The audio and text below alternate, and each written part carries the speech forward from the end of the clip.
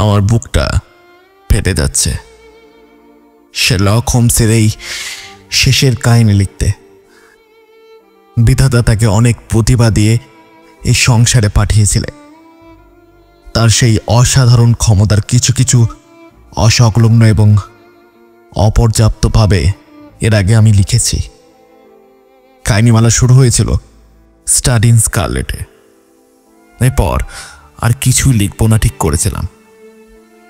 যে ঘটনার ফলে আজ আমার জীবন শূন্য হয়ে পড়েছে, দীর্ঘ 2 বছরেও তা নিয়ে একটা লাইন লেখারও আমার ইচ্ছে ছিল না। কিন্তু কর্নেল জেমস মরিয়ার্টির পত্র মারফত যেভাবে তার ভাইরা স্মৃতিচারণ শুরু করেছেন এবং তার পক্ষ নিয়ে তার কথার জাল বুনে চলেছেন, যে বাধ্য হয়ে আমাকে হাটে হাড়ি ভাঙতে হচ্ছে। ঠিক কি ঘটেছিল আমি ছাড়া আর কেউ জানে না। দেখছি তা গোপন রেখেও আর লাভ হচ্ছে না। তাই ঠিক করেছি এই প্রথম দেশের লোককে জানাবো প্রফেসর মরিয়ার্টি এবং শার্লক হোমসের মধ্যে ঠিক কী ধরনের সংঘাত লেগেছিল শেষের সেই দিনগুলিতে, এবং শেষ পর্যন্ত কি ঘটেছিল।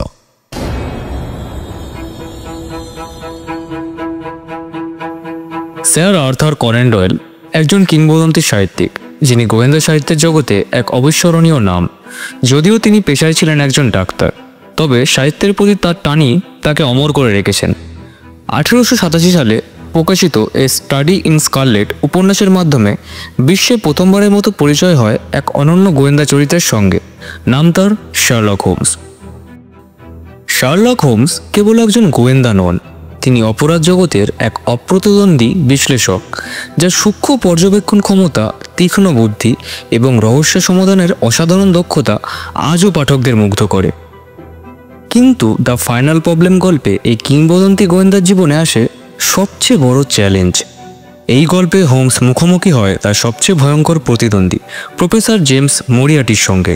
একজন অপরাধী নন, বরং পুরো অপরাধ জগতের নিয়ন্ত্রক, একজন নেপোলিয়ন।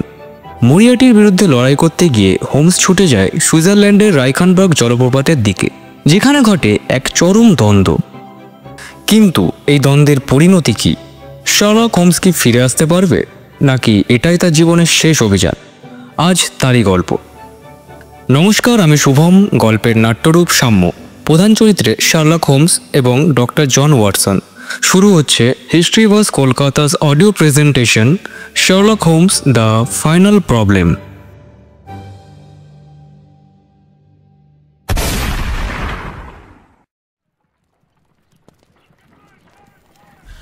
বিয়ের পর হোমসের সঙ্গে দেখা সাক্ষাৎ কমে এসেছিল, কিন্তু গোলমেলে কেসে সঙ্গীত দরকার হলেই ও আমাকে টেনে নিয়ে যেত বাড়ি থেকে। তারপর সেটাও কমে এলো। 1890 সালে মাত্র 3টি কেসে তার সাক্ষাৎ পেলাম।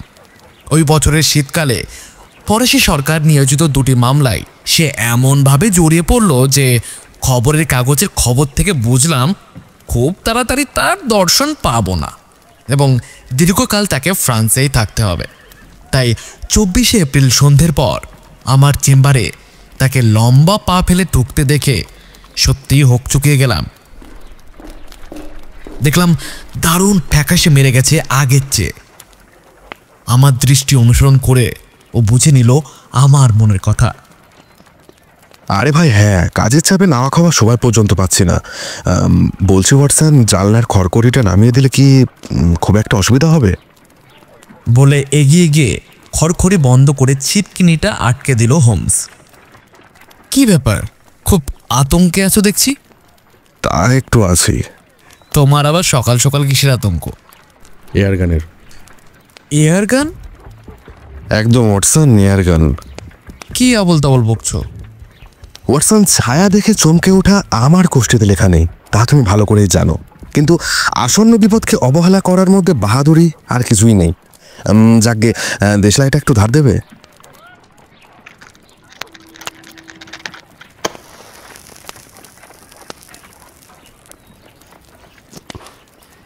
সিগারেট ধরিয়ে 2-4 টান মেরে যেন অনেকটাও সহজ হলো হোমস।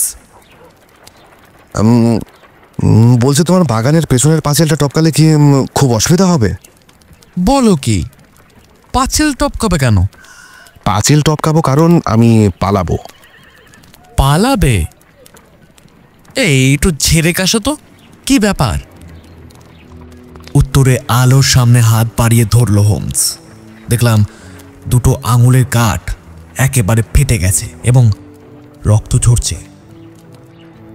কি বুঝলে? খুব একটা হালকা ব্যাপার নয় তাহলে। তা মিসেস ওয়াটসন কোথায়? বাড়ি নেই, দিন কয়েকের জন্য বাইরে গেছে। বলো কি হে, সত্যি? এ আবার কেমন কথা? হ্যাঁ, যখন ও বাইরে যায় তখন আমি নিজে এতটা খুশি হই না যতটা তুমি হচ্ছ শার্লক। তাহলে চলো আমার সঙ্গে সপ্তাহখানেক। কোথায়? যেদিকে দুচোখ যাই। এ তো ভারী রহস্যজনক ব্যাপার। লক্ষ্যহীনভাবে ছুটি কাটানোর ধাত শার্লকের নেই। ফ্যাকাশে মুখ, শুকনো আকৃতি দেখেও মনে হচ্ছে মানসিক উৎকণ্ঠা চরমে পৌঁছেছে, নার্ভ টান টান হয়ে রয়েছে। আমার নীরব প্রশ্ন চোখের ভাষায় পড়ে নিয়ে হাঁটুতে কুনো রেখে বসল। আঙুলের ডগাগুলো এক করে বুঝিয়ে বলল তার কি ভয়ঙ্কর পরিস্থিতির মধ্যে কাটছে তার দিবস নিশির প্রতিটি মুহূর্ত। আচ্ছা, প্রফেসর মরিয়াটির নাম কখনো শুনেছো? কি নাম বললে? প্রফেসর মরিয়াটি? না, এই জন্য তো নাম শুনিনি। মজাই তো সেখানে। একেই বলে প্রতিভা। সারা লন্ডন জুড়ে আছে, অথচ কেউ তার নাম পর্যন্ত শোনেনি। অপরাধ ইতিহাসের তুঙ্গে পৌঁছেছে সে শুধু এই কারণে। ওয়াটসন, এই স্কাউন্ডেল মরিয়াটিকে যদি সমাজ থেকে নির্মূল করতে পারি তাহলে বুঝবো আমার কর্মজীবনে চূড়ান্ত সাফল্য এসছে। তারপর অবসর নিয়ে বাকি জীবনটা ব্র্যান্ডির শান্তিতে কাটাতেও আপত্তি নেই। স্ক্যান্ডিনেভিয়া রাজপরিবারের মামলা আর ফরাসি সমাজতন্ত্রের সমস্যা সমাধান করে যে অবস্থায় পৌঁছেছি তাতে বাকি জীবনটা রাসায়নিক গবেষণা নিয়ে পরম শান্তিতে মনের সুখে কাটিয়ে দিতে পারি। কিন্তু শান্তি আমি পাবো না ওয়াটসন, শান্তি আমি পাবো না। সুখে দিন আমার কাটবে না যতদিন না জানবো প্রফেসর মরিয়াটির মতো একটা বজ্জাত বুক ফুলিয়ে হেঁটে বেড়াচ্ছে লন্ডনের পথে ঘাটে, ততদিন আমি সুখ শান্তি কিস্তু পাবো না। আমি ছাড়া তার সঙ্গে টক্কর দেওয়ার মতো আর কেউ নেই এ শহরে। কিন্তু সে করেছে কি?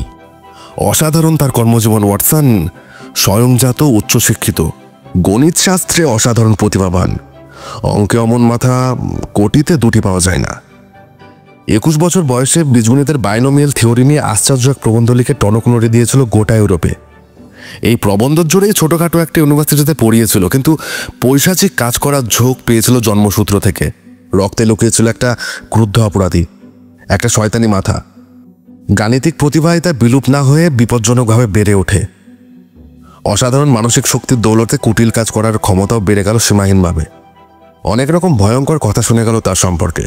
শেষকালে অধ্যাপনা ছেড়ে দিয়ে চলে এলেন লন্ডনে। সেনাবাহিনীর শিক্ষণ উপদেষ্টা হিসাবে জাঁকিয়ে বসলো শহরে। সাধারণ মানুষ তার চাইতে বেশি খবর রাখে না। But you know, my name is Sherlock Holmes. আমি নিজে যা ত্রিকুটি গোষ্ঠী খোঁজ করেছি, ইনফ্যাক্ট পেয়েছিও। ওয়াটসন, বিরাটি লন্ডন শহরে অপরাধী মহলের নক্ষত্রের খবর আমি রাখি। আমার চাইতে উঁচু মহলের অপরাধীদের খবর আর কেউ রাখে না। অনেকদিন ধরে আজ করেছি একটা অদৃশ্য শক্তি প্রচ্ছন্ন থেকে যেন সুতো ধরে নাচিয়ে চলেছে লন্ডনের বাঘা বাঘা অপরাধীদের। সে ধরাছোঁয়ার বাইরে, কিন্তু তার পরিকল্পনা মতোই সব হচ্ছে। খুন, ডাকাতি, জালিয়াতি ইত্যাদি বহুবিধ অপরাধের পেছনে বারবার এক প্রচণ্ড শক্তির অস্তিত্ব আমি টের পেয়েছি। দেখেছি আইনের খপ্পর থেকে বারবার এই শক্তি অপরাধীদের রক্ষা করে এসেছে। যেসব মামলা আমার হাতে আসেনি সেসবের মধ্যে প্রাণশক্তির খেলা আমি টের পেয়েছি। অনেক চেষ্টা, অনেক কষ্টের পর বিপদকে পদে পদে অতিক্রম করে আমি এই নাটের গুরুটির সন্ধান পেয়েছি। এই সেই বিখ্যাত প্রফেসর মরিয়াটি। ওয়াটসন, একে যদি অপরাধ দুনিয়ার নেপোলিয়ান বলা হয় তাহলে ভুল কিছু বলা হবে না একদম। মাকড়সার মতো জাল পেটে ঠিক মাঝখানটিতে বসে আছে, নিজে নড়ে না, কিচ্ছুটা করে না, শুধু পরিকল্পনা করে। বিশাল সংগঠনের অগন্তিক অপরাধী তার চক্রান্ত অনুসারে একটার পর একটা অপরাধ করে বেড়ায়। যদি ধরা পড়ে, প্রফেসর তার টাকা ছড়িয়ে উকিল ব্যারিস্টার লাগিয়ে তাদেরকে ছাড়িয়ে আনে। কিন্তু ঘুণাক্ষরে কেউ কল্পনা করতে পারবে না নাটের গুরুটি আসলে কে। যে কোনো কুকাজ করতে তারা প্রস্তুত। কাউকে খুন করার দরকার হলে, কারো ঘর তল্লাশের প্রয়োজন হলে বা মূল্যবান দলিলপত্র উধাও করে দেওয়ার প্রয়োজন দেখা দিলে শুধু প্রফেসরকে খবর দিলেই হয়। নিজের লোক দিয়ে সুচারুভাবে কুকর্মটিকে করিয়ে দেয় সে। ওয়াটসন আমার নিজস্ব বিচার বুদ্ধি আর বিশ্লেষণের ক্ষমতা দিয়ে তিল তিল করে এগিয়ে দূরস্থ বাধা বিঘ্ন পেরিয়ে শয়তান শিরোনামী এই প্রফেসরের নাগাল আমি ধরেছি। এখন উঠে পড়ে লেগেছি দেশের লোকের সামনে এর মুখোশ খুলে সংগঠনটা সমল উৎপাটন করতে। কিন্তু ওয়াটসন মহাধরিবাজ এই প্রফেসর নিজেকে হাজার গণ্ডির মধ্যে এমনভাবে রেখে দিয়েছে, কাছে যায় কার সাধ্য। আইনের চোখে সে নির্দোষ, কোনো রকমভাবেই তার অপরাধ আদালতে প্রতিপন্ন করা যায় না। 3 মাস এক নাগারে আমি সাক্ষ্য প্রমাণ খুঁজেছি যাতে তাকে আদালত পর্যন্ত টেনে নিয়ে যেতে পারি। এই 3 মাসে আমি হাড়ে হাড়ে বুঝেছি, বুদ্ধিযুদ্ধে আমার যোগ্য প্রতিদ্বন্দ্বী বলতে যদি কেউ থেকে থাকে এই দুনিয়ায়, তবে সে প্রফেসর মরিয়ার্টি। আমার অসাধ্য সাধনের কথা তুমি জানো ওয়াটসন, কিন্তু আমাকেও বারে বারে ঘোল খাইয়েছে এই মহাধুরন্ধর পিশাচ, শ্রেষ্ঠ কুটিল সম্রাট প্রফেসর মরিয়ার্টি। কিন্তু কিন্তু ওয়াটসন, একটা কথা আছে না, মানুষ মাত্রই ভুল, তা সে যত বড়ই প্রতিভাবান হোক না কেন। প্রফেসরও ছোট্ট একটা ভুল করে বসলেন একদিন।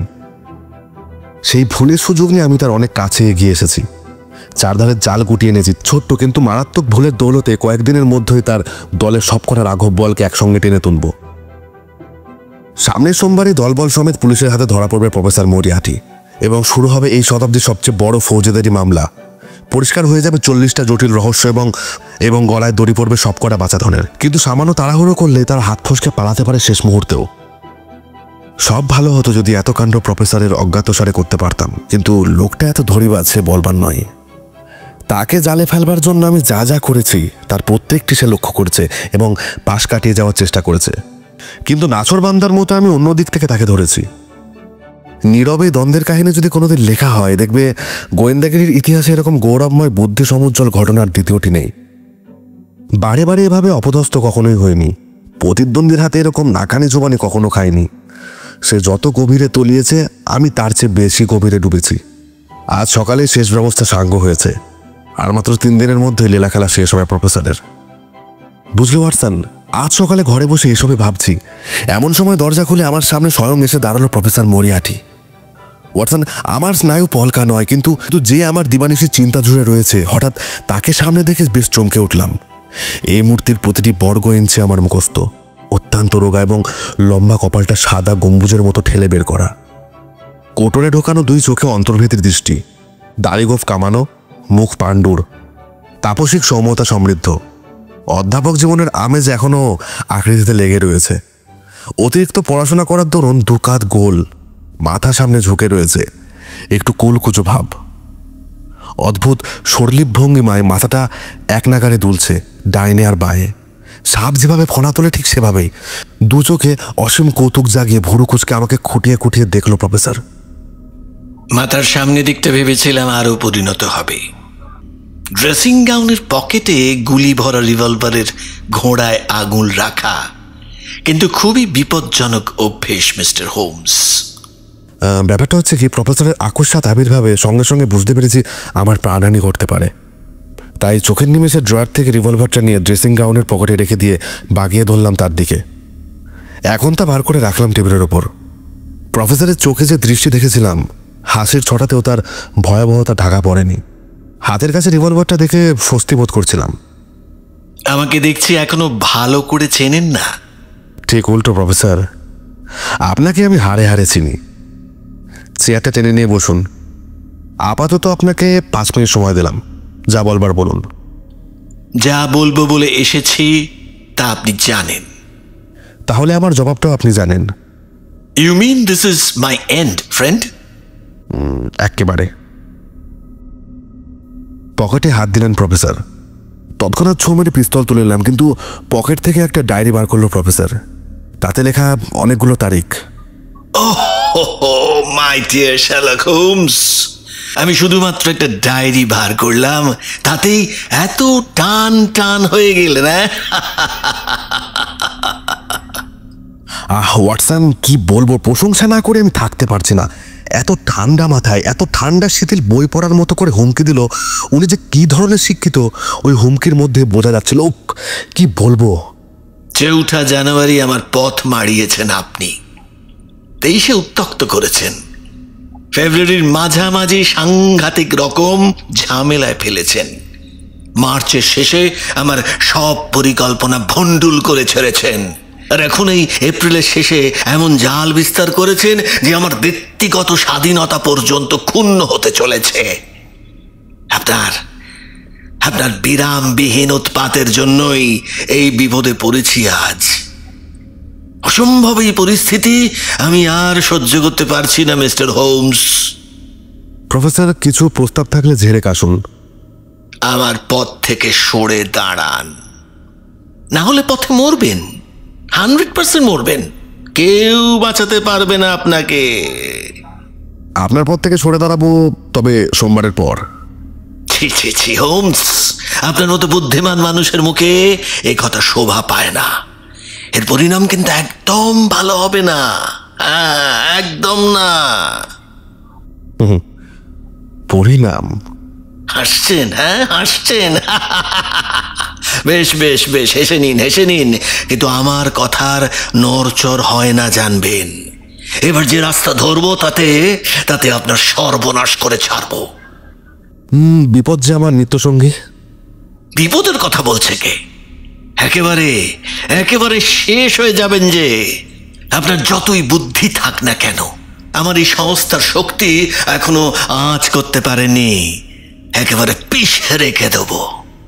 আমার ব্লেজারে যদি একটা ফুটো হয়, তবে আপনার পুরো ব্লেজারটা ছিঁড়ে পিষে ফেলতে আমার বেশি সময় লাগবে না মিস্টার হোমস। আমায় যে এখনই বেরোতে হবে মিস্টার মরিয়াটি। মিস্টার হোমস, আপনার জন্য না আমার দুঃখ হচ্ছে, দুঃখ। আপনি কি চাল চেলেছেন আমি সব জানি। সোমবারের আগে আপনি আমার গায়ে হাত দিতে পারবেন না। আপনি ভেবেছেন আপনার সঙ্গে আমার এই দ্বন্দ্ব যুদ্ধে আমাকে হারাবেন, কাঠগড়ায় দাঁড় করাবেন, শেষ পর্যন্ত খতম করবেন। ভুল মিস্টার হোমস, একদম ভুল। আপনি কিছুই করতে পারবেন না, লবডঙ্কা। আমাকে শেষ করতে গিয়ে নিজেই শেষ হয়ে যাবেন। মিস্টার মরিয়াটি, আপনাকে শেষ করার পর যদি আমাকে শেষ হয়ে যেতে হয়, তাতে আমার এক বিন্দুও দুঃখ হবে না। প্রথম সম্ভাবনাটা ঘটবে কিনা জানি না, কিন্তু দ্বিতীয়টা অবধারিত। বলে চোখ মিটমিটিয়ে বেরিয়ে গেল ঘর থেকে। ওয়াটসন, সেই থেকে আমি অস্বস্তির মধ্যে রয়েছি। প্রফেসর কখনো ফাঁকা ভয় দেখান না, এর মধ্যে চড়াও হয়েছে আমার ওপর। প্রফেসর মরিয়াটি কখনো পায়ের তলায় ঘাস গজাতে দেন না। আজ দুপুরে অক্সফোর্ড স্ট্রিটে কাজে গিয়েছিলাম। মোড়ের মুখে একটা ঘোড়ার গাড়ি আরেকটু হলে চাপা দিয়ে দিত। লাফিয়ে উঠলাম ফুটপাতে। গাড়িটা অদৃশ্য হয়ে গেল। একটু পরে একটা থান ইট পায়ের কাছে এসে পড়ে গুড়িয়ে গেল। তৎক্ষণাৎ পুলিশ নিয়ে পাশের বাড়িতে গিয়ে উঠলাম। কেউ নেই। জড়ো করা ইট আর টালি ছাড়া কিছুই নেই ছাদে। পুলিশ বলল হাওয়ায় একটা খসে পড়েছে। ঘোড়ার গাড়ি চেপে দাদা মাইক্রফটের বাড়ি গিয়ে সারাদিন কাটিয়ে তোমার এখানে যখনই আসবো, সেই সময় একজন লাঠি নিয়ে তাড়া করলো। ঘুষি মেরে তার দাঁত কপাটি উড়িয়ে দিলাম বটে, থানাতেও পাঠালাম, কিন্তু 10 মাইল দূরে ব্ল্যাকবোর্ডে যে অঙ্ক করছে গণিতবিদ, তার গায়ে আঁচড়ও কাটতে পারলাম না। ওয়াটসন, সেই জন্যই তোমার ঘরে ঢুকে জানলা বন্ধ করতে বলেছি। কথা শেষ হলে পালাবো বাগানের পাঁচিল টপকে। শার্লক চিরদিনই দুঃসাহসী, কিন্তু মাথার উপর মরণের খাড়া নিয়ে সেদিন যেরকম নিশ্চিত নির্বিকারভাবে বিপদের বিবরণ দিতে শুনলাম, তেমনটি কখনো দেখিনি।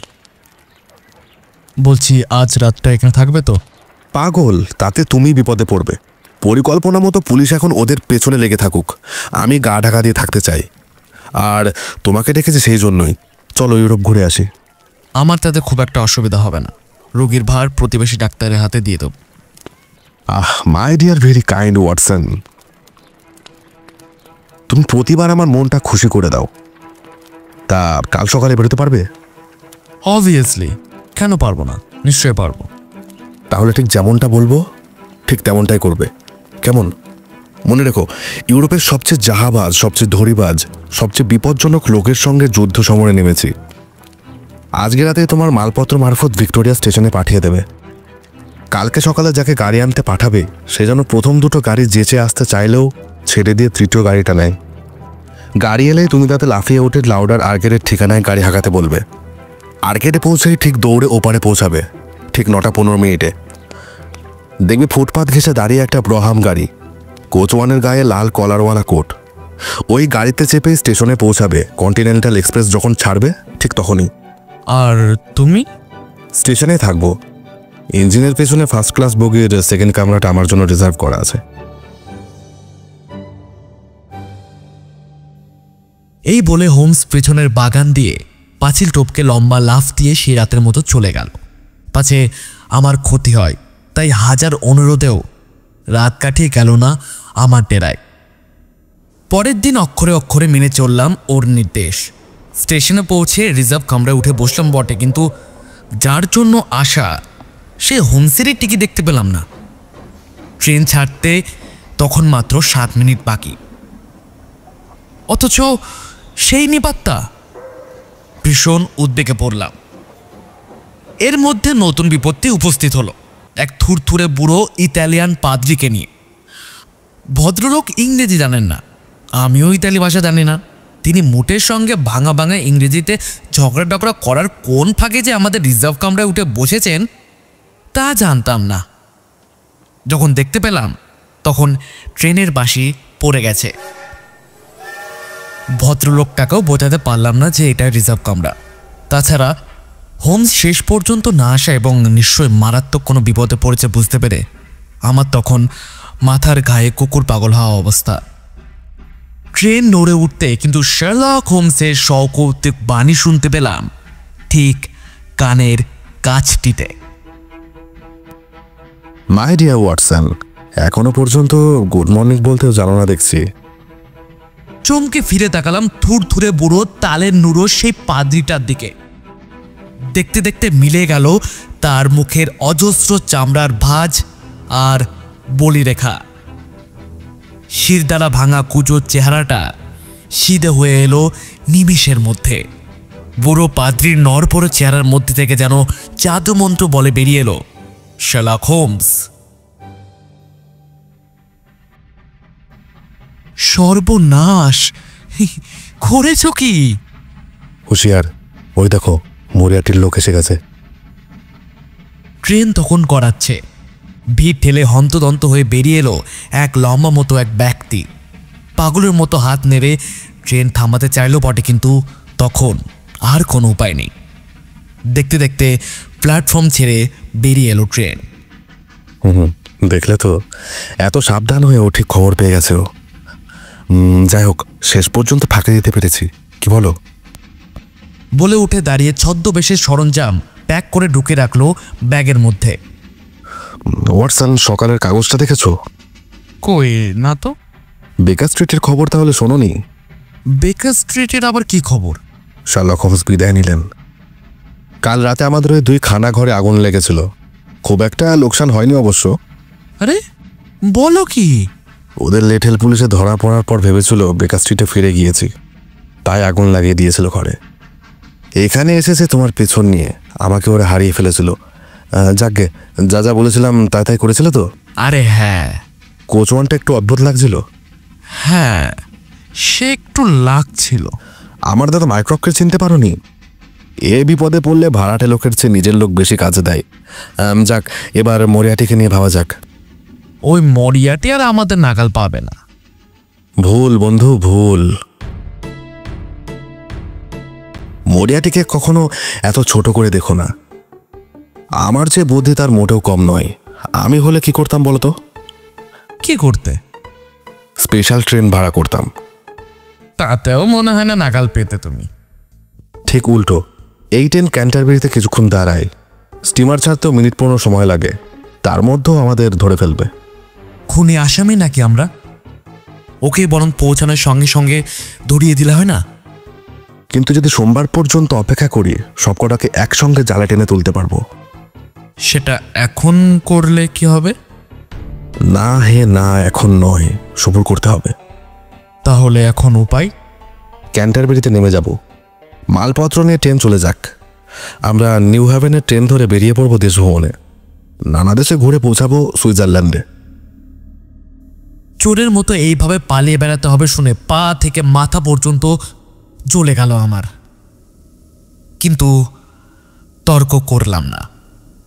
ক্যান্টারবেরিতে নেমে ট্রেন ছেড়ে দিলাম।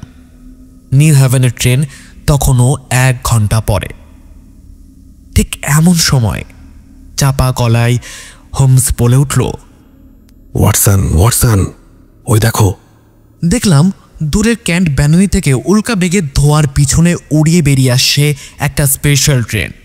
একখানা বগি নিয়ে ছুটছে একটা ইঞ্জিন। তাড়াতাড়ি মালপত্রের আড়ালে লুকিয়ে পড়লাম দুই বন্ধু। বুকের ওপর ধোঁয়া আর বাষ্প ছড়িয়ে দিয়ে নক্ষত্র বেগে পাশ দিয়ে বেরিয়ে গেল স্পেশাল ট্রেনটা।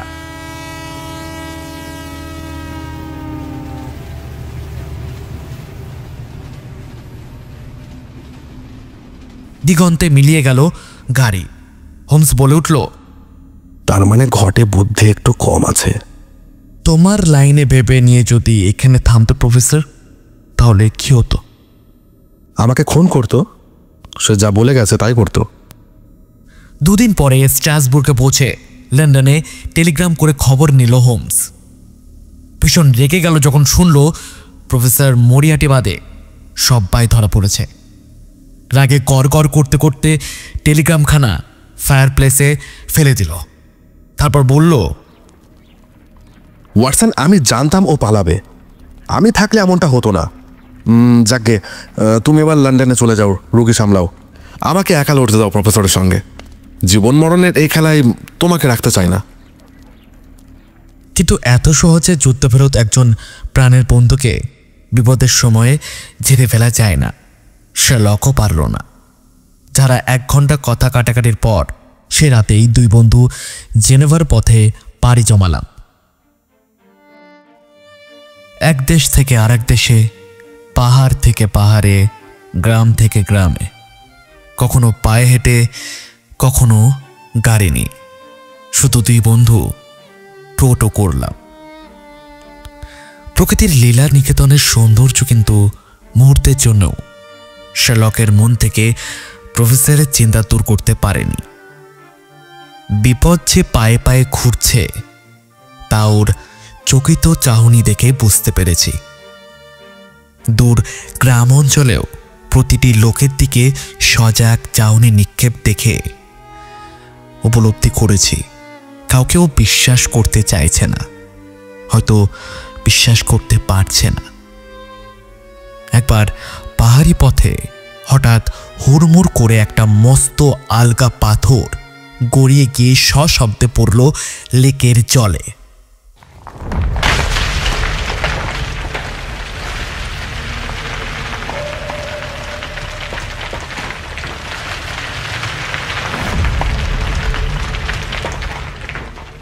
তৎক্ষণাৎ ঝড়ের বেগে পাহাড়ের মাথায় উঠে গিয়ে চারপাশ দেখল হোমস, কিন্তু কাউকে দেখতে পেল না।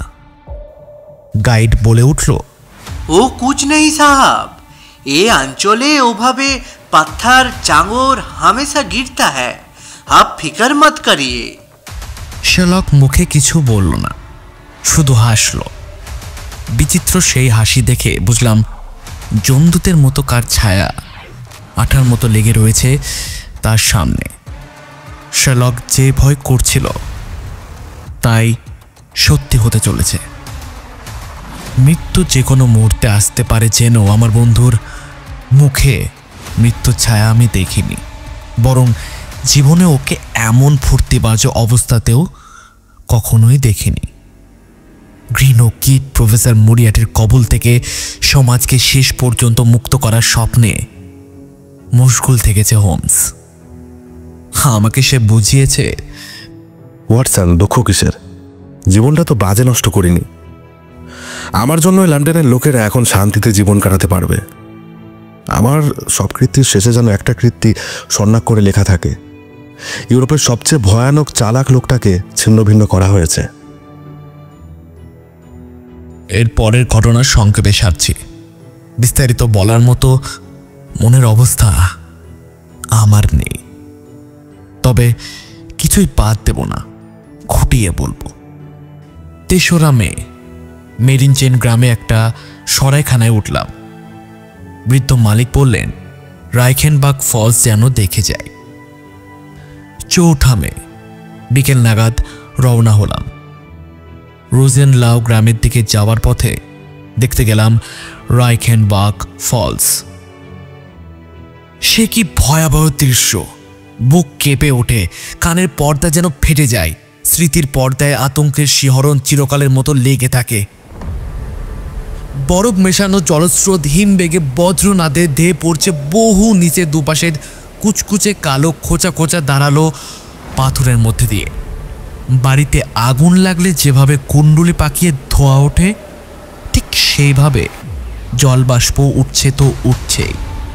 সৃষ্টির প্রথম মুহূর্ত থেকে বিরাম নেই, এক মুহূর্তের জন্য বিরাম নেই। বিপুল বেগে বিকট শব্দে ফুটন্ত জলধারার আছড়ে পড়া শব্দর মধ্যেও চাপা গুম গুম সেই বিভৎস শব্দ শুনলে মনে হয় যেন অমানসিক অর্ধেক পশু, অর্ধেক মানুষের রক্ত জল করা আকাশ ফাটা বিকট হাহাকার। কিনারায় দাঁড়িয়ে নিচের দিকে চেয়ে থাকলেও যেন মাথাটা ঘুরে যায়। পথ মাঝখানেই শেষ হয়েছে। প্রপাতের একদম ধার পর্যন্ত না যাওয়া গেলেও প্রপাত দেখতে অসুবিধা হয় না। আমরাও শেষ পর্যন্ত আর গেলাম না। ফিরতে যাচ্ছি এমন সময়ে ছুটতে ছুটতে এলো একটা সুইচ ছোকরা। চিঠি পাঠিয়েছে মেরিনজেন গ্রামের সরাইখানার বুড়ো মালিক। লিখেছেন, ডক্টর ওয়াটসন, এক্ষুনি এলে বড় উপকার হয়। একজন ইংরেজ মহিলা দেশ দেখতে এসে হঠাৎ সাংঘাতিক অসুস্থ হয়ে পড়েছেন। ইংরেজ ডাক্তার ছাড়া সুইস ডাক্তার দেখাতে তিনি রাজি নন। হয়তো আরও 1 ঘন্টা বাঁচবেন, তাহলেও শেষ মুহূর্তে একজন ইংরেজ ডাক্তারকে পাশে চাইছেন। হোমসকে ছেড়ে যেতে মন চাইল না, কিন্তু মৃত্যুপথ যাত্রিনীর শেষ অনুরোধ ঠেলে ফেলাও সম্ভব নয়। তাই ঠিক হলো হোমস রোজেনলাউ গ্রামে একা চলে যাবে। আমি মেরিনজেনে রোগী দেখে রাতে ওর কাছে যাব। আসবার সময় দেখে এলাম বুকের উপর দুহাত রেখে পাহাড়ে হেলান দিয়ে দাঁড়িয়ে এবং নিমেষহীন চোখে দুরন্ত জলস্রোত দেখছে শার্লক। হায় রে, তখন যদি বুঝতাম এই দেখাই আমার শেষ দেখা, তাহলে কি আমি আর আসতাম? শেষ ধাপে পৌঁছে আবার ফিরে তাকালাম। জলপ্রপাত আর দেখা যাচ্ছে না বটে, তবে একজন দীর্ঘকায় ব্যক্তিকে দ্রুত পদক্ষেপে উঠে যেতে দেখলাম উপরের দিকে। সতেজ তৃপ্ত ভঙ্গিমায় তার যাওয়াটুকু কেবল আমি দেখেছি। সবুজের পটভূমিকায় কালো ছায়ার মতো দেহরেখার সবটুকু চোখে পড়েন। একটু পরে রোগীর চিন্তায় লোকটিকে একদম ভুলে গেলাম। সরাইখানার সামনে পৌঁছালাম ঘণ্টা খানেকের মধ্যেই। দরজায় দাঁড়িয়েছিল বৃদ্ধ মালিক। আমাকে দেখে সে তত অবাক, চিঠি দেখে আরও অবাক। এই চিঠি তো আমার লেখা নয়। কোনো ইংরেজ মহিলা তো অসুস্থ হয়নি সরাইখানায়, এমনকি আসেওনি কোনো মহিলা। কিন্তু চিঠিতে সরাইখানার ছাপ রয়েছে দেখছি। হ্যাঁ, বুঝেছি। আপনারা চলে যাওয়ার পরেই লম্বা মতো একজন ইংরেজ ভদ্রলোক এসেছিলেন। নিশ্চয়ই তিনিই লিখেছেন। আরও অনেক কিছু বলছিলেন, বাকি কথা শোনবার সময় তখন নেই। ঝড়ের মতো ছুটলাম সেই পথে যে পথে এসেছি।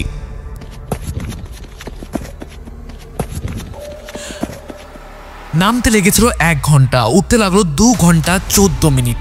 হোমসকে শেষবারের মতো যেখানে দাঁড়িয়ে থাকতে দেখে গিয়েছিলাম, সেখানে গিয়ে শুধু তার ছড়িটা দেখলাম ঠেস দেওয়া অবস্থায় রয়েছে পাহাড়ের গায়ে।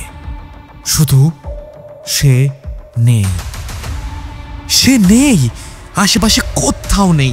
3 ফুট চওড়া এই সংকীর্ণ পথের একদিকে মরণের কূপের মতো গভীর খাদ, আর একদিকে আকাশ ছোঁয়া পাহাড়। দুয়ের মাঝখানে কার পথে সে দাঁড়িয়েছিল?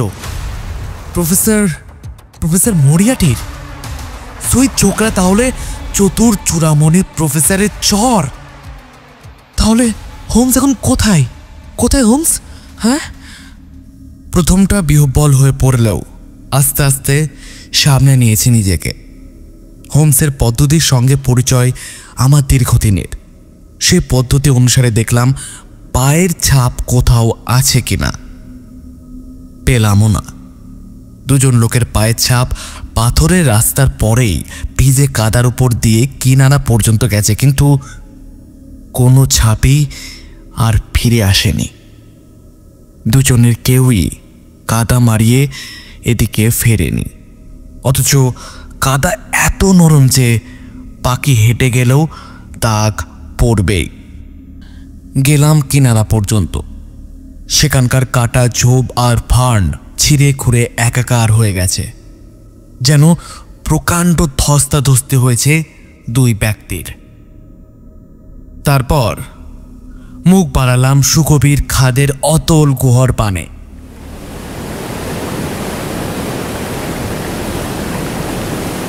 উকিত জলবাষ্প ফোয়ারার মতো ছিটকে এসে ভিজিয়ে দিল আমার মুখ।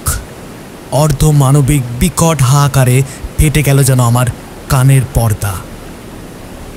ফাঁকে ফোকরে দৃষ্টি সঞ্চালন করেও চিহ্ন দেখতে পেলাম না কারোর। বারবার বুক ফাটা চিৎকার করেও সাড়া পেলাম না কারোর। শেলক, শেলক, শেলক, শেলক। শেলক সাড়া দিল না আমার ডাকে, শুধু বাতাস ঘুমিয়ে উঠল।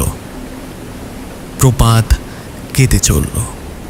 ধ্বনি আর প্রতিধ্বনির রেশ দূরে মিলিয়ে গেল। ফিরে এলাম।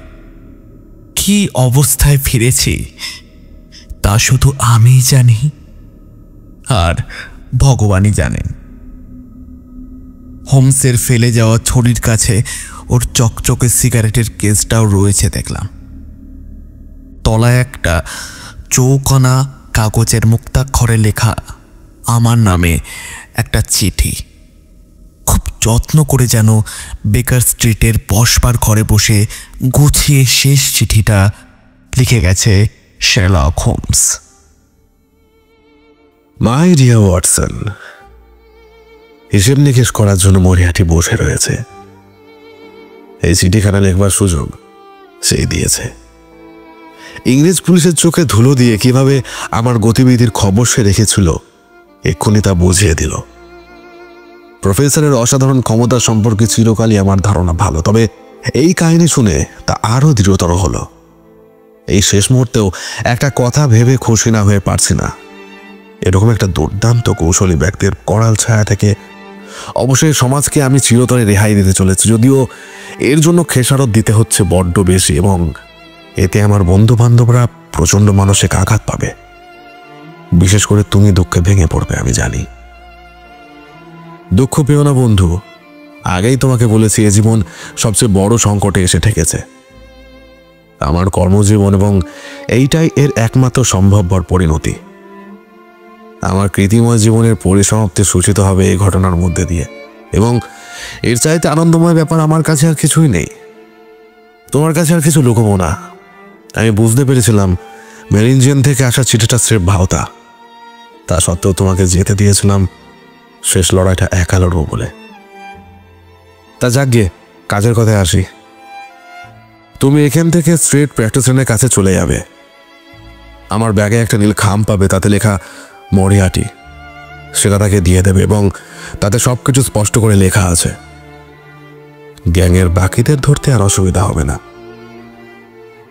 ইংল্যান্ড ত্যাগের আগেই আমার যাবতীয় বিষয় সম্পত্তি উইল করে আমার দাদা মাইক্রফটকে দিয়ে এসেছি,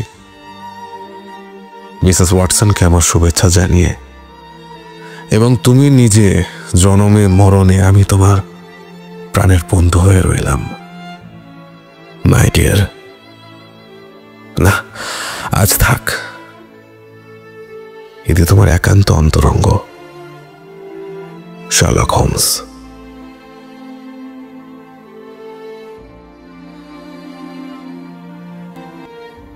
এর পরের কাহিনী অল্প কথাতেই শেষ করছি।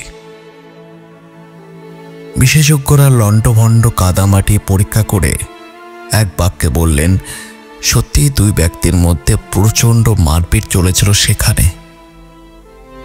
ওই অবস্থাতে মারপিট ছাড়া আর পথও ছিল না।